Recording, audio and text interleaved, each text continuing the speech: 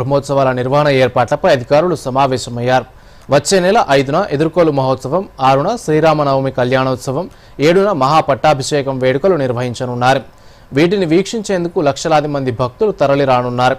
ఈ మహాక్రతువుకు మరొక నెల రోజులు మాత్రమే ఉండటంతో భద్రాచలం సబ్ కలెక్టర్ కార్యాలయంలో జిల్లా కలెక్టర్ జితేష్ వి పాటిల్ అధికారులతో సమీక్షా సమావేశం నిర్వహించారు. మౌలిక సదుపాయాలు, కళ్యాణ తలంబ్రాలు, శ్రీరామ ప్రసాదం, సెక్టార్ టికెట్లపై సుదీర్ఘంగా చర్చించారు. భక్తులకు ఎలాంటి ఇబ్బందులు తలెత్తకుండా ఏర్పాట్లు చేయాలని అధికారులను ఆదేశించారు. శ్రీరామనవమి కోసం ఏర్పాట్ల గురించి సమీక్ష నిర్వహించడం జరిగింది.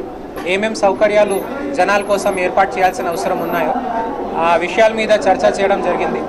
అందరికీ సూచనలు ఇవ్వడం జరిగింది. దీంట్లో మన ఎస్పీ గారు కూడా ఆయన సలహాలు, ఆయన అనుభవంతో ఉన్న పాయింట్స్ గురించి మాట్లాడారు.